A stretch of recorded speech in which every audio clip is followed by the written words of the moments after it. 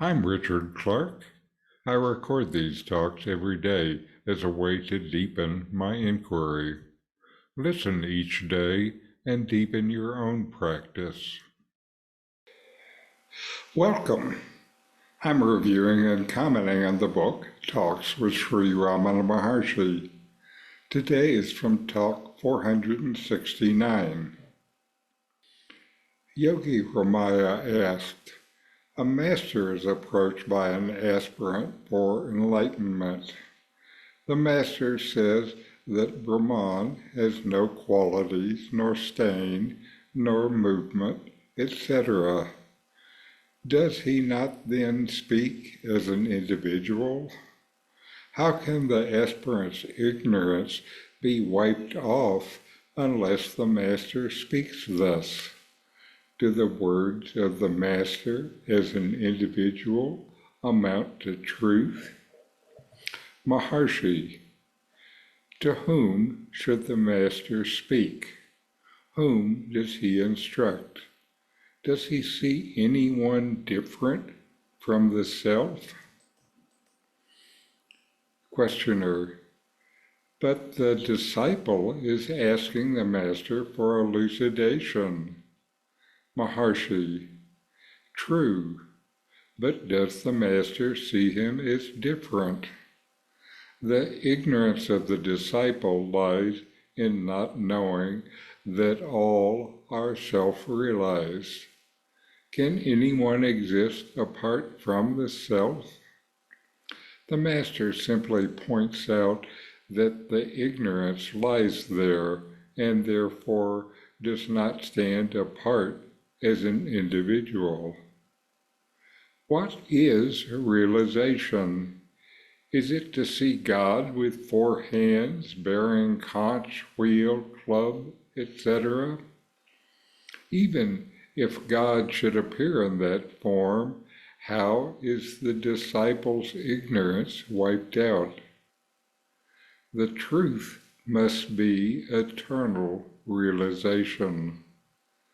The direct perception is ever-present experience.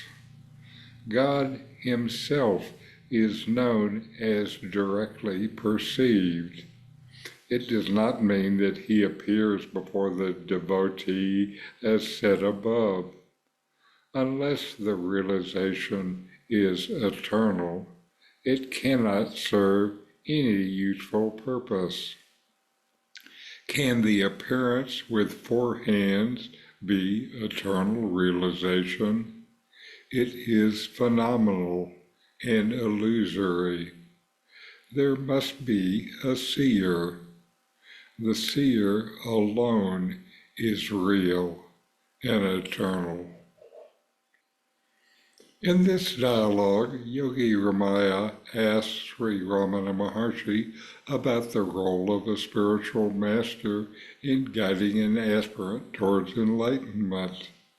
He questions whether the master, when describing Brahman as having no qualities or movement, is speaking as an individual, and if these words can truly convey the truth to the disciple. The Maharshi's response challenges the very premise of the question.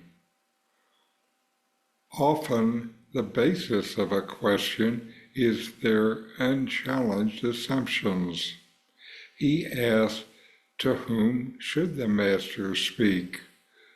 Whom does he instruct?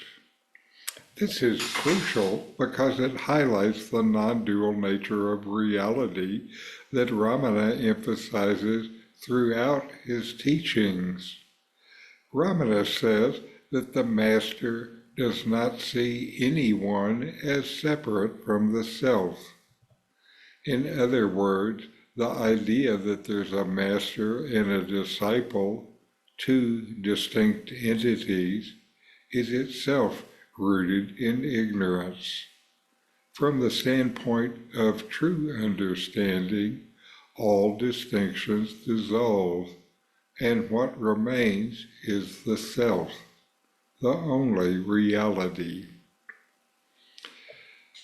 Ramana goes further to say that the disciples' ignorance lies in not realizing that everyone is already self-realized.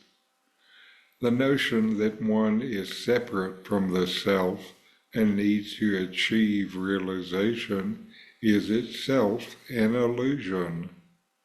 The master's role is simply to point out this ignorance, not to instruct from the standpoint of an individual ego. When the master speaks of Brahman or truth, he does so from the perspective of the self, not as a separate individual. Ramana also addresses the common misconception that realization involves some extraordinary experience or vision, such as seeing a deity with 4 hands. He clarifies that even if such a vision were to occur, it would not eradicate ignorance. True realization is not about phenomenal experiences, which are temporary and illusory. Instead, it is about recognizing the eternal, unchanging nature of the self. The key takeaway from this dialogue is that realization is the direct, ever-present experience of the self. It's not something to be attained, but something that is always there, waiting to be recognized. Ramana Maharshi, in pointing this out, is not speaking as an individual, but is simply guiding the disciple to see beyond the illusion of separateness and recognize the self as the only reality. This self-knowledge is what wipes out ignorance, not the words or actions of the Master as a separate entity. So know yourself and be always free and at peace. In 40 verses on reality, Ramana Maharshi explains the nature of the self, the ultimate reality, and self-inquiry.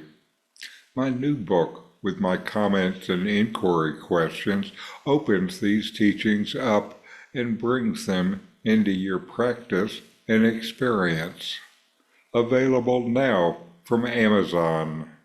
Link in the video description. These videos bring Ramana's teachings into your direct experience. Click subscribe to see more. Click thumbs up to like, and send questions and start a dialogue with a comment.